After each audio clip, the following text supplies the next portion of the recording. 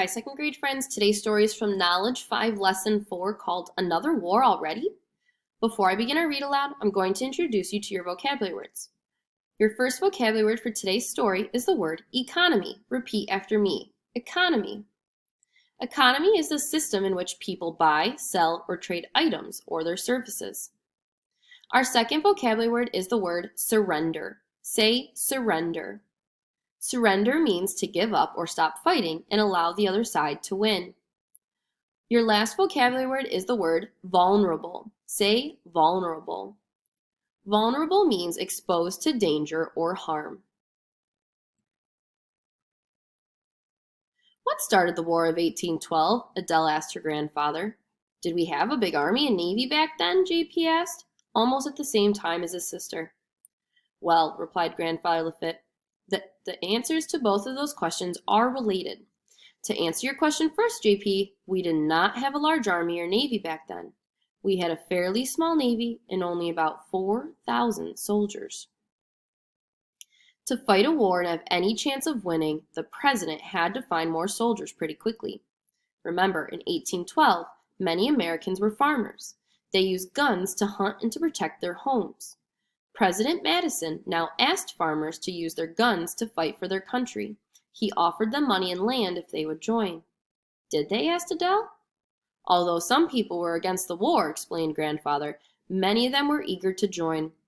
These soldiers didn't always get the best military training, though, and that is why in the beginning of the war, things did not go well for us. Our government and military leaders were counting on the fact that the British were so busy fighting the French that they would not be able to put up much of a fight against us.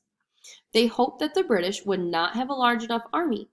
In fact, some people expected the British to give up almost immediately. As it turned out, none of these assumptions were right. The British did not back down. As the weeks and months went on, they came up with a three-part plan to attack us. First, they would launch an attack from British territory in Canada and move their army into New York State. Then they would attack our coastal cities, including Washington, D.C. and Baltimore. Finally, they would try to capture New Orleans and gain control of the Mississippi River. Where did the first battles take place? Asked JP, curious to learn more. We thought that our best chance was to attack the British in Canada, continued Grandfather Lafitte. About 3 weeks after the start of the war, an American general led a small army of militiamen into Canada. Unfortunately, they were defeated and were forced to surrender to the British. Other defeats in the Great Lakes area resulted in the loss of territory north and west of Ohio to the British. This also meant that settlers in neighboring Indiana were now vulnerable.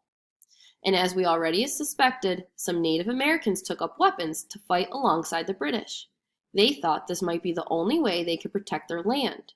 Because of this war, Native Americans suffered greatly. Did we fight at sea as well? Asked JP. I'm wondering that too, said Adele. We certainly did. That was where we had some important victories, replied Grandfather Lafitte. You mentioned the USS Constitution on your list. That ship was also known back then as Old Ironsides. In the very beginning of the war, this incredible ship defeated a British ship off of the coast of Canada. Both ships fought a hard battle. At one point, the two ships were right next to each other. Cannonballs from the USS Constitution smashed off the sides of the British ship. They caused a lot of damage. And even though the British ship fired back, they did much less damage to our ship. It's said that some of their cannonballs even bounced off the side of the Constitution because the walls were so thick. Is that how it's got its nickname? Asked Adele.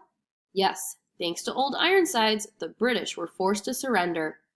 It is probably safe to say that, at least in the early stages of the war, we were much more successful at sea than we were on land. Hooray! Cheered JP and Adele together. The British were determined to ruin the United States trading economy and prevent us from getting supplies we needed, so they blockaded most of the U.S. coastline. Luckily, we knew our waterways much better than the British did. We even had privateers who were able to stop many of the British merchant or trading ships and take their cargo. Oh, this is the part where you tell us about pirates, said JP eagerly. Not quite yet, chuckled Grandfather Lafitte. Many of the privateers in the War of 1812 were hired by the United States government. However, it's true some of these privateers had previously been pirates. There is one privateer in particular that I'm going to tell you about later, but we haven't quite gotten to that part of the story. Did the Americans think we would win the War of 1812? Asked Adele.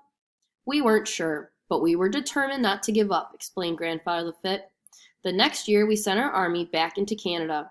We took back the town we had lost so that we could protect our territories again. This gave us hope.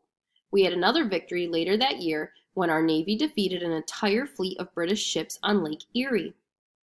Was that when we knew we would win? Asked JP. No, we were never completely sure that we could win, replied Grandfather. You see, by 1814, the end of the Napoleonic Wars was in sight. This meant that the British would have more soldiers and more naval ships available to spare. Now that they weren't busy fighting with France, they could turn their full attention toward the war with the United States. Of course they were still keeping many foreign ships from entering the United States ports, Grandfather added. To make matters worse, they knew the United States was almost out of money. Did the British think we would surrender? Asked JP. Oh, they probably did, replied Grandfather thoughtfully. What happened next? Adele wanted to know. Before I can explain, we need to go down to the barn and take care of the horses. Okay, exclaimed the children as they jumped up and out of their chairs and off the porch. Adele grabbed her grandfather's hand and the three walked together to the barn. Grandfather still held the mysterious leather journal tightly in his other hand.